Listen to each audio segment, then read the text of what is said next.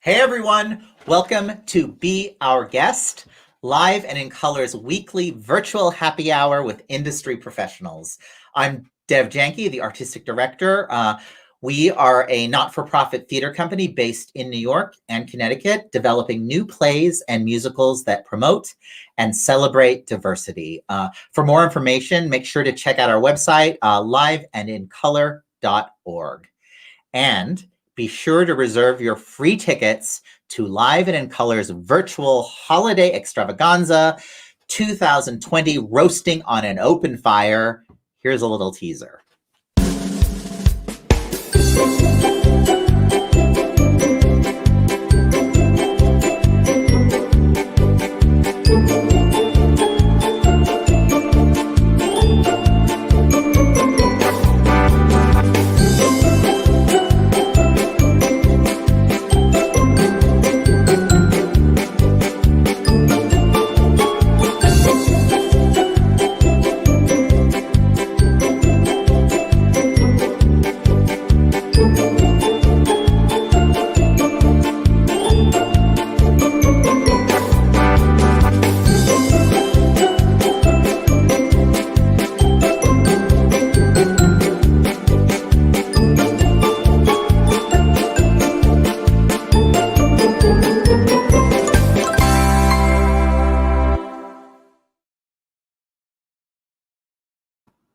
So make sure to join us in celebrating the end of a crazy year tomorrow night, 7 p.m. Eastern Time, hosted by Broadway's Ryan Duncan and Jaylaine Marcos, featuring a slew of special guests, including Kuhu Verma, Orville Mendoza, L. Morgan Lee, and Honey Davenport from RuPaul's Drag Race. Head to liveandincolor.org now to reserve your tickets. Now, grab a drink and start leaving questions for our guest in the comments. Please join me in welcoming an extremely talented actor. You'll recognize her from shows such as Wicked, Natasha Pierre and the Great Comet of 1812, and a little show called Hamilton. Please welcome the fabulous Shoba Narayan. Hi, Shoba. Welcome. Thank you. How are you? I'm doing well. How are you? I'm great. I'm. Thank you for joining me. I'm so happy to have you on the show. I've been wanting to meet you forever. Here. Where are you tuning in from? I'm live from Fort Lauderdale, Florida. Oh, fantastic. And yourself? Fantastic. So you're in the warm weather while New York is having a full-on blizzard right now. Yes, that was the plan, to escape New York winter if possible. So I'm down here. How about yourself? I'm actually up in Canada at the moment, where I'm originally from. So I'm in equally cold weather as New York right now. But you've had an incredible career, but I wanted to start like when you were younger. What inspired you to first get involved in the performing arts? Well, I, like probably several theater kids, had this weird habit of putting on these one-woman shows for my family every night. So it was honestly probably inspired by Disney movies. I was obsessed with Disney movies and still am. But yeah, I would basically be in process while my mom was cooking dinner. So that involved me planning out my musical acts and my dance numbers and cutting out construction paper tickets that I would then sell to my family for no money, of course. And I don't know where I learned this. I must have seen some performance when I was young to know what a pre-show speech was, because I would say, please no recording devices. Like, I love it. Doing that. And then my older brother, who would just like always pull my leg growing up, would do this, and it would drive me insane. But yeah, that's kind of how it all started. My parents saw that I had this itch to express myself, and they're actually avid arts enthusiasts. And the part of India that they're from is known for its rich classical music and dance art forms. Yeah, they're very, very into it, specifically Carnatic music and Bharatanatyam. So they put me into those classes. They put me into both Eastern and Western arts classes. They wanted me to have a good grasp of where I come from and what my roots are. And they also wanted me to be immersed in more Western art forms. So I started studying Carnatic music, which is South Indian classical music, and then Bharatanatyam, which is South Indian classical dance. And then on the Western side, it was ballet, violin, and classical voice. Wow. And soon, All of it. Classical theater. Yeah, it was all of it. And I never learned how to quit anything. So I did everything up until, well, I'm still doing everything technically. I never quit anything. But how old were you when you started dancing?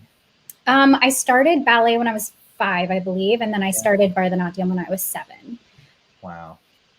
Do you get an opportunity to do the Indian dance now as much? Up until a few years ago, I was giving programs pretty frequently, and also participating in the very famous music and dance season, is what they call it in India, which is usually during December, January time, where it's insane. In every sabha, so in every big performance hall, there are programs going on from morning till evening. And there are local artists that perform, there are non-resident Indians that come and perform, and it's just, you just soak in all this culture all day long. You eat at the at the canteens at these places, and it's like delicious dosa and sambar and all the good stuff. So it's the best. So I used to actually go and perform during that time. More recently, that kind of conflicts with like our pilot season here, so I haven't been doing that quite as much, but I teach Bharatanatyam, which is a wonderful way for me to continue the tradition and the art form, and a great way for me to stay in touch with it. So yeah, it's still very much so part of my life. I definitely know you've become a bit of an internet sensation because of it, right? I don't know about that,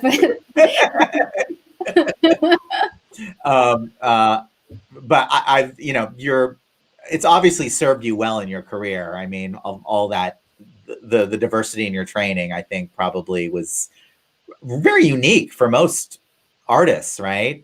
Yeah, I don't think I realized it then when I was growing up, but I mean, it's definitely influenced me artistically, but I think as a person too, it's given me a sense of belonging, identity, understanding of our languages, our mythology, our religion in many aspects, our music. I have some of my best friends are through Bharatanatyam, and we have such a close connection because we all grew up here, but we have such rich cultural ties to Indian art forms. Yeah. So we have I have very close friends from just studying dance, studying Indian dance. So it's given me a lot. That's so wonderful. Yeah. Well, and then somehow you transitioned into the singing as well, which, when did that first come about? So I started Carnatic music before anything else. So that was my first, that was the first thing I did. And then I think around 8th grade, when I started auditioning for like the lead parts in musicals, I started going to my voice teacher, my classical Western voice teacher. And, it wasn't easy at first because they're very different schools of thought. Indian music is taught, it's like an auditory art form. So you literally mimic what your teacher is doing. And you just do it over and over and over again. And the mechanics are not taught nearly as much, like the technicalities of your singing, your posture, how you're breathing, your rib cage expansion, how your diaphragm works. None of that is part of classical Indian training. Yet somehow classical Indian musicians remain in such good vocal health. So maybe that just comes along with the territory, but that was a whole new thing. And she gave me a ton of confidence. My classical Western voice teacher, I credit her a lot for kind of like boosting me up. I was the only Indian girl in my school, basically. And also, I was a girl who wanted to do theater and also, play roles and stuff like that. So it was hard for me. So she was always an amazing mentor and in my corner and boosting me up. So she was a pivotal person in my life. Yeah, it's so great to have those mentors. We so need them. And speaking of roles, know, you have gotten to do some extraordinary ones. When the pandemic hit, you were playing the role of Nessa Rose in the musical Wicked. There you are on Broadway, which was shut down, sadly, like all of Broadway. What was the experience like when the pandemic hit and the show closed for you? It was I can't say it was unexpected. I feel like unlike a lot of my colleagues, I don't know, it had been, I mean, I could be wrong actually, but I started hearing about COVID back in like December, January, and I actually have a lot of family members who happen to work in the healthcare space. And so I feel like I was getting news and articles sent to me with like data about how things were going in China versus Italy and how the US was not well equipped to handle it. And so, and my husband also was really on top of it and would tell me on several mornings, like back in January, February, hey, I think this is actually going to be really bad. And I think this is going to spark a mass exodus from New York. And I think we should get all these supplies. We should probably get masks. And so probably a month and a half ahead of this shutdown, we did a huge Costco order and got situated. And I remember going to the theater and like talking to my castmates about like how they were preparing for it. And it was just not on anyone's radar. I like called company management and asked like, hey, this seems like it's going to be an issue.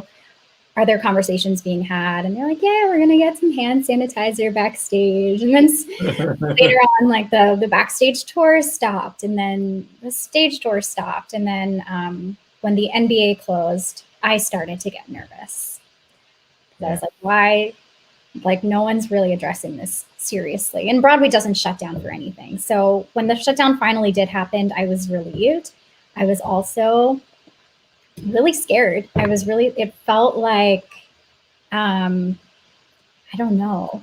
I was very nervous for what this meant for me, for my family. I wanted my family and my friends to stay healthy.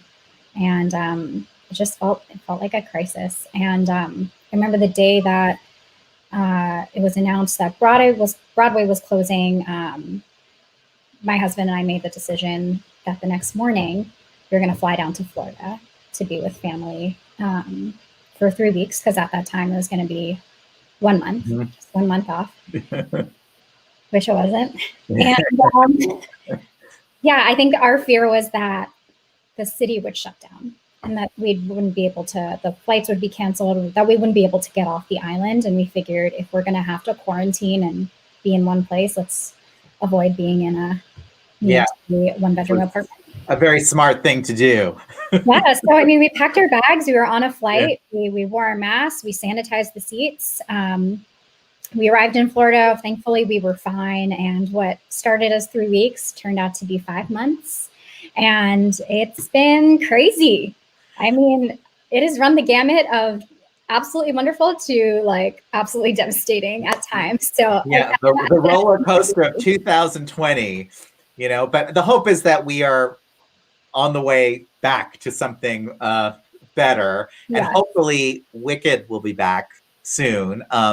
You're extraordinary in the show, and you are the first South Asian woman to play Nessa Rose in Wicked, which is a big deal. What has it been like to sort of carry that torch, I just feel like I have to do a really good job. I feel like I'm representing a lot of people, and I mean, there have been a lot of conversations more recently with BLM about doors needing to be more open for people of color, and there's certainly not enough South Asians on Broadway. And if I can shine a positive light and represent us well, like I hope that opens doors for more of us to come in and shine and be on stage. And that's kind of the responsibility that I feel. I just need to do a good job. That's how I feel. Which you do beautifully. But I know that Wicked isn't your first foray into the world of Oz, because I believe there you are as Dorothy. When was that, and how old were you? I was in 8th grade, so that means that I was 13 or 14 years old. I was a baby. We all were at some point. That experience changed everything. I actually wrote about, so you obviously got that from Instagram. So I got that. I wrote a post announcing that I was entering into Wicked or starting into Wicked last year. And I wrote a story about my first experience with Oz. And that was that I wanted to be Dorothy in the musical. And I was met with a ton of adversity. Like I said, I was the only Indian girl in my school, grew up in white suburbia. Was, you know how it's like cool to express who you are now? It was like looked down upon to express who you are back then. So it was a really tough time. I definitely lived, like many South Asian kids, like a dual identity. I was very Indian at home. And like, I wouldn't say that I was like unproud of my Indianness, but I wasn't celebrated for it by any means. So that it wasn't the atmosphere at the time. And the kids were awful, as a lot of kids are in middle school. And so it was a lot of, to my face, like, Dorothy is white. She's not brown. You're never going to play her. They like mocked how I would look with a red wig on my head. It was really bad. And it was like the first time that I became aware that my ethnicity would play a role in my participation in theater. So that was the first time I heard of that. And it continues to kind of be an ongoing theme, but it is getting better. But yeah, my mom encouraged me to not listen to the haters and to try my best. And so I did. I practiced Over the Rainbow about 100,000 times. I think I heard the Polish Chanel dance from the Nutcracker, and I did it on that stage. And I just hoped for the best, and I got the role, and that was life-changing. Yeah. That was really life-changing. And yeah, and now it's kind of full circle that I'm back in Oz with this show. Now playing a witch. So yeah, it's really wonderful. It's so inspirational. I mean, I think many of us brown kids have had similar experiences, and it's so wonderful that you share that story, because it really hopefully will empower the next generation of young people who are wanting to do what you're doing. One of the many iconic roles you've played is Eliza Hamilton in the second national tour of Hamilton. There you are. What was it like touring the country with that sort of hit show and experiencing it from city to city? I mean, the hottest ticket in town, and getting to bring it to the country. Yeah, it was the best experience of my life.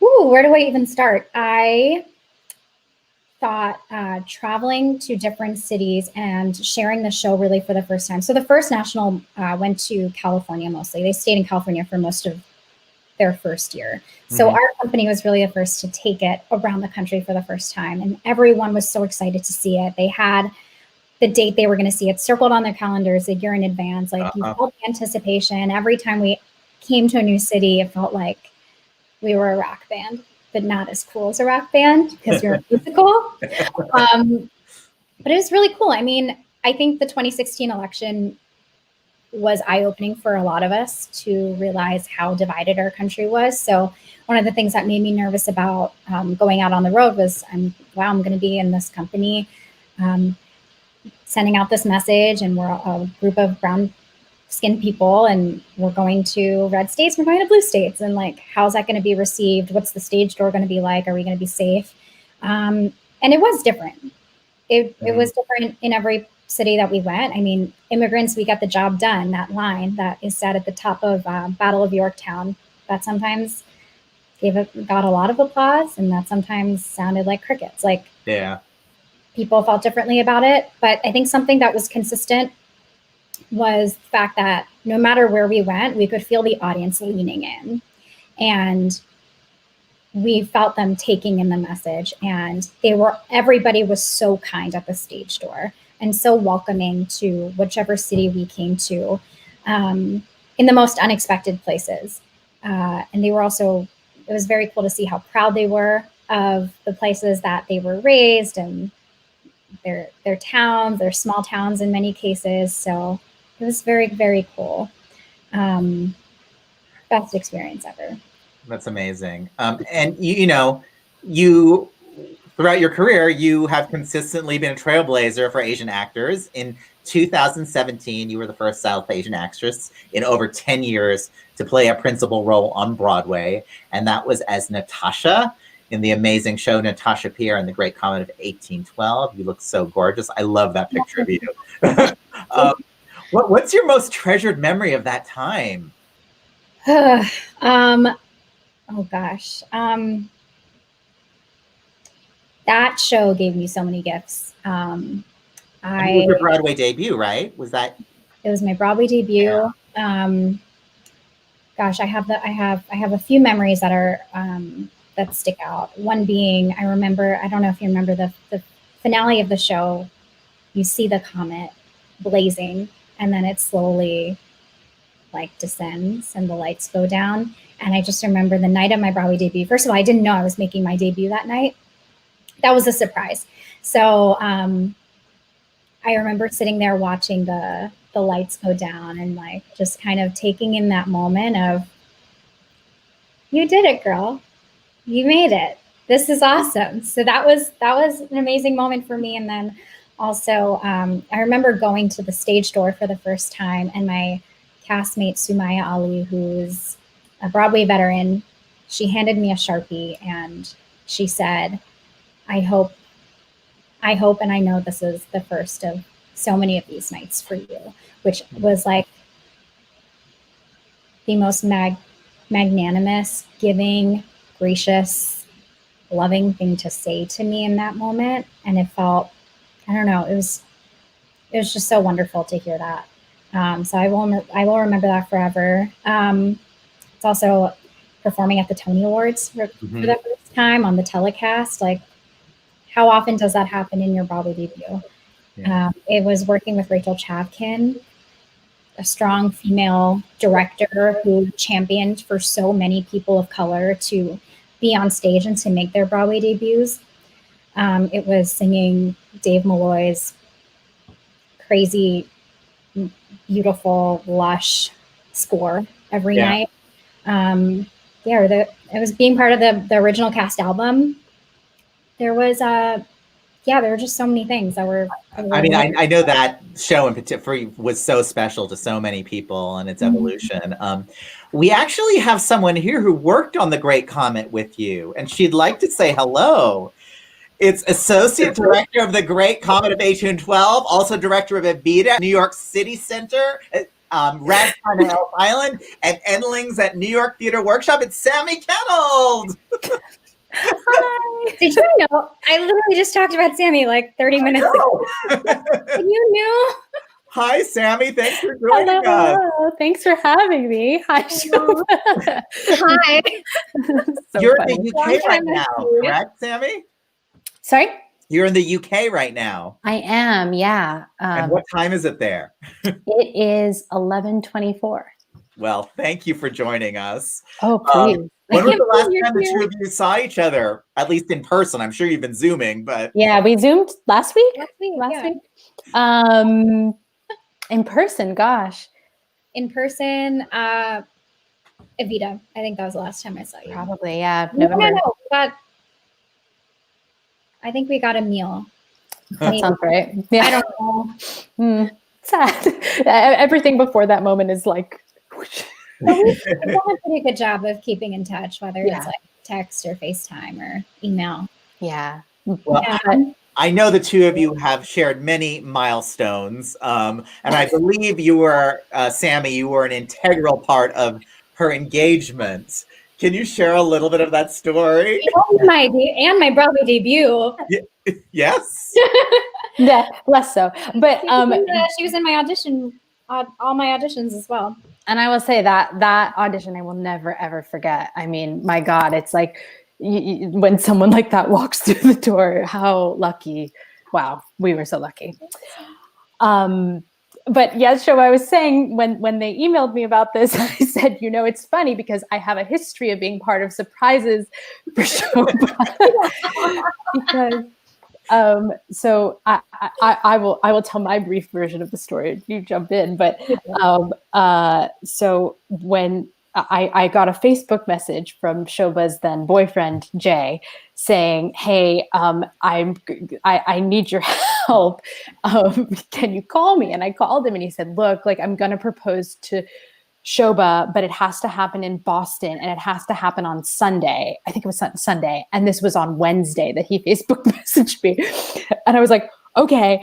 And we devised this plan where I had to send Shoba an email saying, there's a last minute gig in Boston and like someone dropped out and we like need you to come do it. And Jay and I like concocted this plan of like how to convince her that it was important enough to go. And we lied in the email and said, at this version of the event last year, Obama was there. So like, you should definitely do it. And she did it. And then he proposed. And I did it. Oh my God. And did that happen like on a stage or how did it end up happening, the proposal? It happened, oh my gosh. Okay. It happened, I was walking through Harvard Square and that was like kind of where we had our beginnings. Okay. And then he took me on this like scavenger hunt of places that we would frequent when we were young. And then I found him in the last spot in Harvard Yard. So that's where it went down. Okay. It's amazing and so romantic and it's amazing. Yeah, I mean, Sammy got in touch with, Michael. So Michael had sent me a formal offer with money. And I'm like, did you ever get that check? The flight information. No, when the reveal happened that I wasn't singing anywhere, I think Jay somewhere said like, sorry, you're not getting paid. But I was in such a state of shock. I like I said before, I was in performance mode. So I thought the whole thing was a joke. He was trying to worm his way into like a proposal before a gig. It just didn't make any sense to me. So anyway, it's an amazing story. And Sammy got Ryan Sweeney, who was the company manager at the time of ART, to like pick me up, take me to the green room at the ART, walked me to a sound check. Like it was, you would think that it was the most legit thing ever. Well, it got you there, so that's all that matters. I remember saying to Jay, I was like, Jay, if we say that Obama's going to be there, how do we make sure that she's not disappointed when Obama's not there? And he was like, Sammy, like she's going to be engaged. She won't be disappointed. And I was like, okay. Oh, that's amazing. It's true. I was thinking about what I would say to Michelle, like on my flight. I was nervous. To meet her. So sorry. It'll happen at another point, hopefully. Yeah. Sammy, you are an extraordinary director in your own right. You were directing Endlings at the New York Theater Workshop when theater shut down, and there are some pictures when the run was cut short. How are you continuing to direct during this time in quarantine or during the pandemic? Yeah, I think mostly by developing things that can exist, on the other end of all this, and also sort of pivoting a bit to TV and film direction, because those industries have, sort of gotten back on their feet faster for obvious reasons. But I have not really taken to Zoom directing, and I don't think I'm good at it. So have sort of stayed in those two lanes, but it's so weird for all of us, I know it is for both of you. So I'm grateful for things like this where we get to see each other. Yeah. For both of you, this is sort of the big question, but what do you think theater will look like when we reopen? Everyone has their theories, right? But I'm curious what the two of you think. I'm going to stay positive and say that it's going to be like the Roaring 20s. Everyone's going to be running out of their homes and buying a ton of tickets, and we'll be spending several nights at the theater, and that so many new works are going to be birthed out of this insanity. We're going to come back stronger than ever. That's what I think. And I think more productions will be filmed and released on streaming platforms like Hamilton. Yeah, like Hamilton, yeah, which was, so smart. For so many years, I think theater was very against things being taped. There was such a feeling that people wouldn't go, but I think over the years they found that it actually is quite the opposite, that having things taped encourages people to go. I think we have a few questions from our viewers. Let's see what we got. Arnie says, how different is performing on a Broadway show on Broadway itself versus a touring company across the country?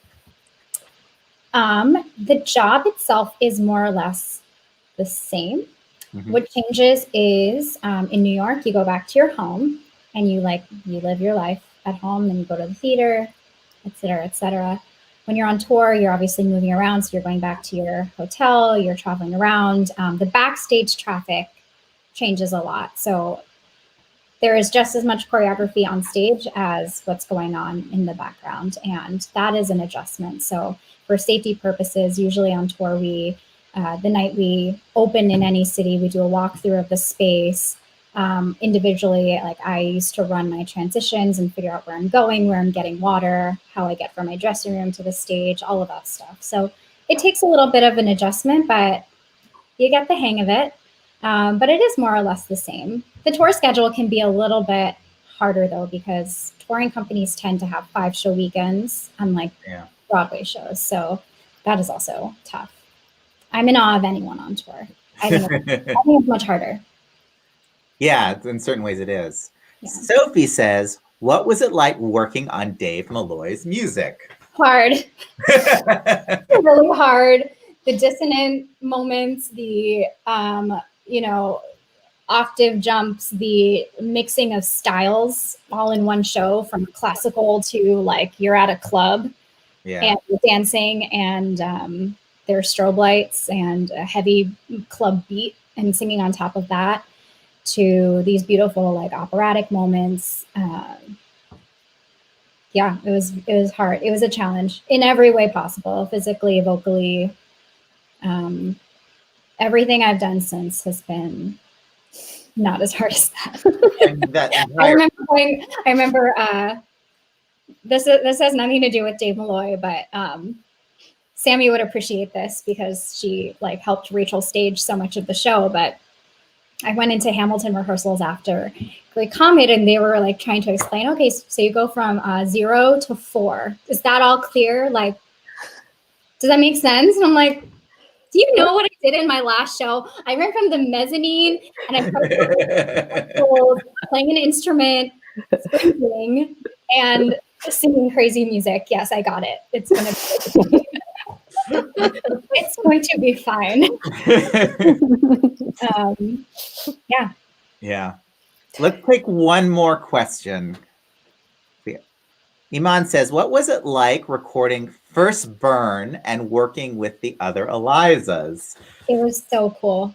I was in Salt Lake City when I got the call from Lynn, and I actually didn't have his number at the time. And so I didn't recognize it. So I let the call go to voicemail, and that was really dumb. I got a text message later saying, maybe Lin-Manuel Miranda.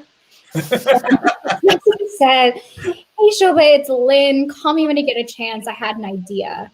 And I just I remember my palms are sweating right now. I'm like my armpits are sweating thinking about it. I freaked out. The first thing that I did was I screenshotted it and I sent it to Jay. And all I said was, I'm going to throw up. And he said, don't throw up, call him back. So I was like, Shoba, get it together. I can't believe I was like that crazy. But anyway, I called him back and he told me that he had this earlier version of the song and he had this idea for a Hamel drop. And I was like, yes to anything. Like, if you want me to dress up like a porcupine, like in your next show, like I'll do it. Like, no worries. So yeah, we all flew out. We went to Atlantic Records and we recorded together. Actually, it was just me and 2 other Elizas. And then one was in London, and then the Eliza at the time on Broadway, Lexi, she recorded on another day. So I was only with 2 other girls, but it was so much fun. Alex Lacamoire is a certified genius. He sure is. In a room with him is a gift.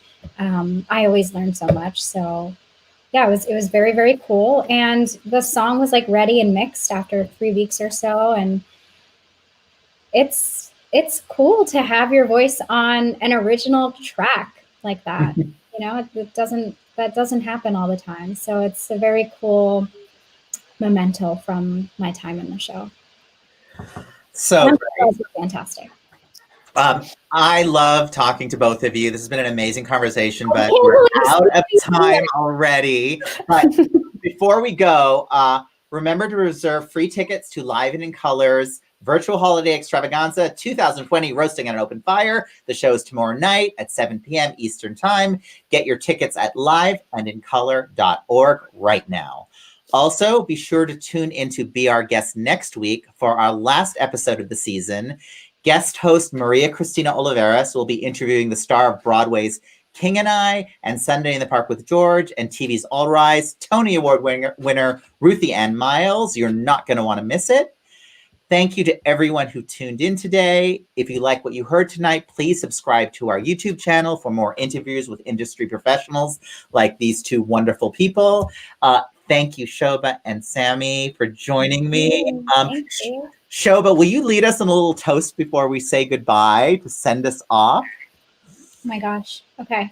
Here I am with my water. Great. A toast to theater and our industry getting back in 2021 and all of the beautiful art that's going to emerge from this insane year. I can't wait to see you guys back in New York. Yes. Thank you. You're here. Thank you for joining me. Thank you, everyone. We'll see you soon. See you soon. See you soon.